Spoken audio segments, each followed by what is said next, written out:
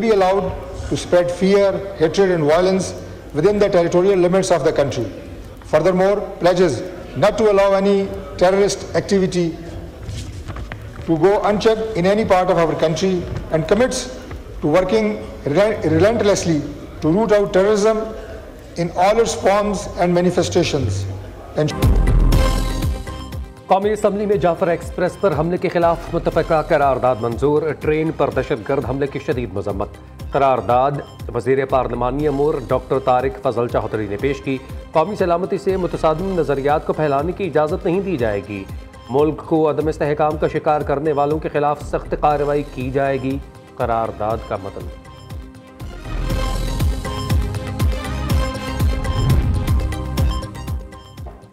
वज़ीर-ए-आज़म का एक रोज़ा दौरा कोयटा। वज़ीर-ए-आला बलूचिस्तान मीर सरफराज भुगटी ने इस्तकबाल किया। शहबाज शरीफ अमन व अमान से मुतालिक आला सतह इजलास की सदारत करेंगे। पुलिस और सिक्योरिटी हुकाम वज़ीर-ए-आज़म को बोलान ऑपरेशन से मुतालिक ब्रीफिंग देंगे। शहबाज शरीफ से वज़ीर-ए-आला बलूचिस्तान और दीगर हुकाम की मुलाकातें भी होंगी। वज़ीर-ए-आज़म का बलूचिस्तान के अवाम के साथ भरपूर यकजहती का इजहार। कहते हैं हम दुश्मन को ख़त्म करके ही दम लेंगे।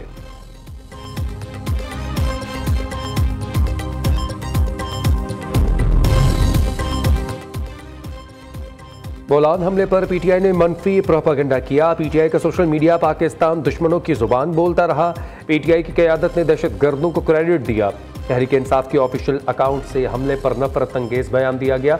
वज़ीर दिफा ख्वाजा आसिफ का कौमी असम्बली में जारहाना खिताब। कहा ये दहशत गर्दों के खिलाफ जंग लड़ने से इनकारी हैं। ये इक़्तिदार की जंग लड़ सकते हैं, मुल्की सालमियत की जंग नहीं लड़ सकते। सवात का क़साब कौन था जिसे यहाँ बसाया गया? उन्होंने नारा लगाया खान नहीं तो पाकिस्तान नहीं। पाकिस्तान की बका की जंग लड़ें, एक शख्स की जंग ना लड़ें।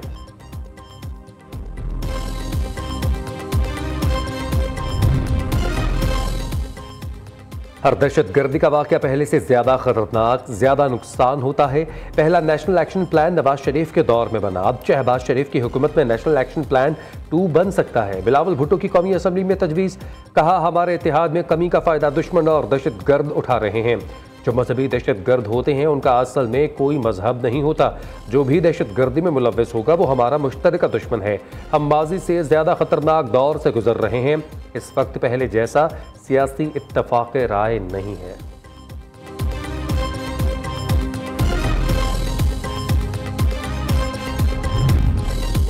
हुकूमती नाअहली से मुल्क में दहशत गर्दी में इजाफा हो रहा है। दहशत गर्दी से निमटने के लिए हुकूमत के पास कोई प्लान मौजूद नहीं। सूबों की महरूमियाँ दूर करने से दहशत गर्दी में कमी आएगी। पीटीआई रहनुमा असद कैसर का कौमी असम्बली इजलास से खिताब। कहा कराची, हैदराबाद कहीं भी पीपल्स पार्टी की हुकूमत नजर नहीं आती। बरसों हुकूमत करने वालों ने सिंध को लावारिस छोड़ा हुआ है।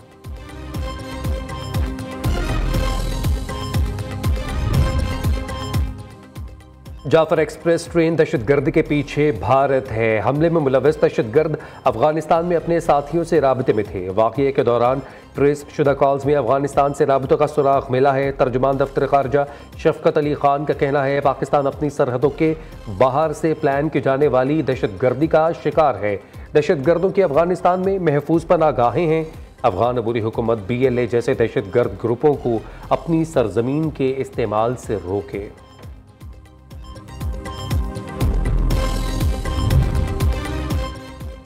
बेगुनाहों को कत्ल करने वालों का कोई मजहब नहीं। पाकिस्तान की सलामती, इस्तेहकाम, वहदत पर कोई समझौता मुमकिन नहीं। हाफिज ताहिर महमूद अशरफी की प्रेस कॉन्फ्रेंस। कहा यह इस्लाम और कुफर की लड़ाई नहीं, खारिजियों और मुसलमानों की लड़ाई है। हमारा दुश्मन मुल्क के अंदर भी तफरीक पैदा करना चाहता है। इस्लाम दुश्मनों ने पाकिस्तान पर एक बार फिर दहशतगर्दी की जंग मुसल्लत करने की साजिशें तैयार की हैं। दुश्मन पहले भी नाकाम हुए, अब भी नाकाम होंगे। बोलान में ट्रेन पर दहशतगर्द हमले में भारतीय रॉ मुलव्वस है। सिख फॉर जस्टिस का दावा। गुरबतुन्नत सिंह पन्नू का कहना है बलूचिस्तान ट्रेन हमला भारत के जारहाना दिफाई नजरिए का सबूत है। भारत खुफिया दहशतगर्द कार्रवाइयों से पड़ोसी ममालिक को गैर मुस्तहकम करना चाहता है। मोदी हुकूमत पर तशद्दुद बैनुल अक़वामी जबर में मसरूफ़ है।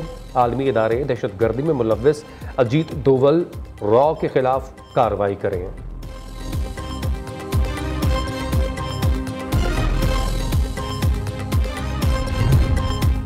रिपब्लिकन रहनुमा जनरल जैक ब्रिगमैन की पाकिस्तानी अमेरिकन रिपब्लिकन क्लब से मुलाकात। पाकिस्तानी अमेरिकन कम्युनिटी में सियासी शमूलियत बढ़ाने की ज़रूरत पर जोर दिया। जनरल ब्रिगमैन का दहशतगर्दी के खिलाफ आलमी सतह पर मुश्तरका कोशिशों पर जोर। कहा, अमेरिका और पाकिस्तान के दरमियान दिफा, सिक्योरिटी और तालीम में ताउन की बहुत अहमियत है।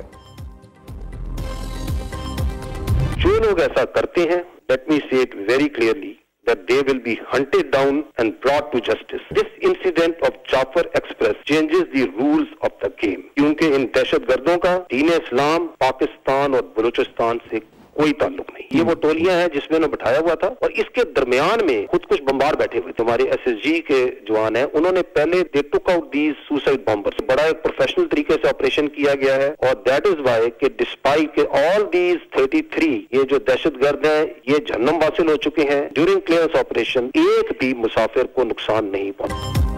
बोलान में सिक्योरिटी फोर्सेस का दहशतगर्दों के खिलाफ ऑपरेशन मुकम्मल। ट्रेन हमले में शहीद 25 अफराद की मैयतें मच पहुंचा दी गईं। मैयतों को पनीर रेलवे स्टेशन से रिलीफ ट्रेन में मच लाया गया। मच से मैयतों को एम्बुलेंसेस के जरिए कोयटा रवाना कर दिया गया। गुज़िश्ता रोज़ जाफर एक्सप्रेस पर हमले करने वाले तमाम 33 दहशतगर्दों को हलाक कर दिया गया था। ऑपरेशन से पहले दहशतगर्दों ने 21 मुसाफिर शहीद कर दिए थे। फायरिंग के तबादले में FC के 4 जवानों ने जाम शहादत नोश किया। तमाम यरगबाल मुसाफिरों को हिफाजत बाजियाब करवाया गया। DG ISPR lieutenant general Ahmed Sharif का कहना है यह हमला गेम के रूल्स तब्दील कर देगा। दहशतगर्द अफगानिस्तान में राबते में थे, मुलव्विस अनासर को मुआफ नहीं किया जाएगा। दहशतगर्दों और उनके बैरून आकाओं का गठजोड़ जाहिर हो गया।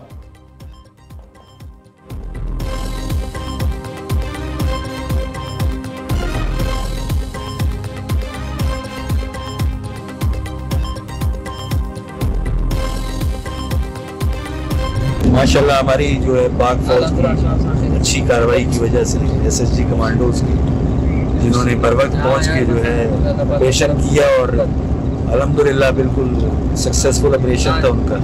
जो है दरमियान में खुद कुछ हम बम्बार भी रखा गया है, लेकिन बर वक्त कार्रवाई FC, SSG और आर्मी की जो है ना बर वक्त कार्रवाई से हमारी जानें और सबकी जानें बच गई, जिसकी वजह से हम पाक आर्मी, FC और SSG के निहायत मशकूर हैं। जाफर एक्सप्रेस हमले के कामयाब ऑपरेशन पर बलोच अवाम का पाक अफवाज को खैराज तहसीन। बाजियाब होने वाले अफराद ने ख्यालात का इजहार करते हुए पाक फौज का शुक्रिया अदा किया। ट्रेन ड्राइवर ने कहा, इंजन के नीचे धमाका हुआ, पटरी टूटने के बायस बोगियां अलग हो गईं। अचानक दहशतगर्दों ने हमला कर दिया। पाक फौज की बर वक्त कार्रवाई के बाद ये ऑपरेशन कामयाब हुआ।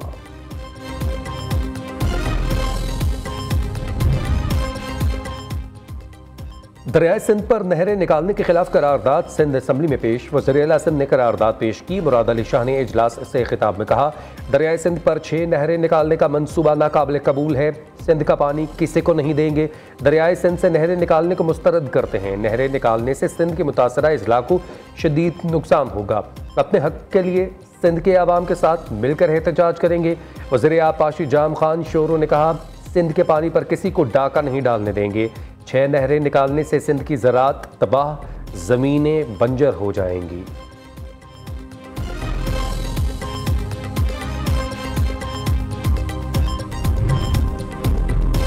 सदर के खिताब के दौरान अपोजिशन के नारों पर बिलावल भुट्टो का जवाबी वार। कौमी असम्बली में इजहार ख्याल करते हुए कहा, सदर जरदारी ने दहशतगर्दी के खिलाफ जंग लड़ने, फ़लस्तीन में जुल्म बंद करने का मुतालबा किया।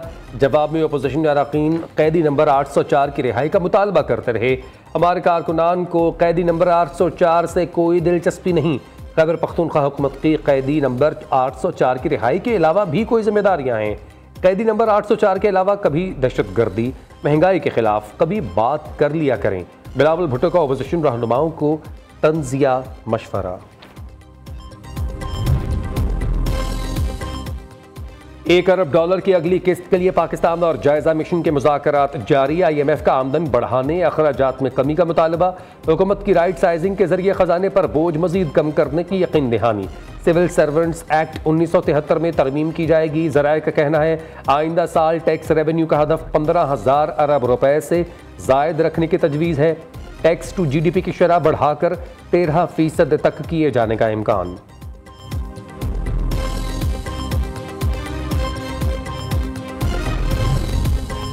पार्लियामेंट के बजाय आईने पाकिस्तान सुप्रीम है, पार्लियामेंट भी आइन के ताबे है। आर्मी एक्ट बनाया ही इसीलिए जाता है कि फौज को डिसिप्लिन में रखा जा सके।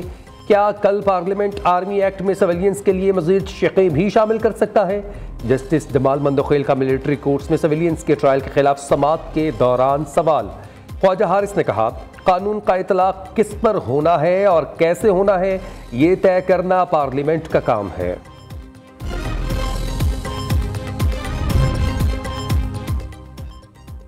मुस्तफ़ा आमिर कत्ल केस में बड़ी पेशरफ्त। मरकजी मुल्ज़िम अरबगान ने कत्ल का एतराफ़ कर लिया। प्रोसिक्यूशन ने मरकजी मुल्ज़िम अरबगान के पुलिस को दिए गए बयान को फाइल का हिस्सा बना दिया। बयान के पहले हिस्से की नक़ूल नियो न्यूज़ ने हासिल कर ली।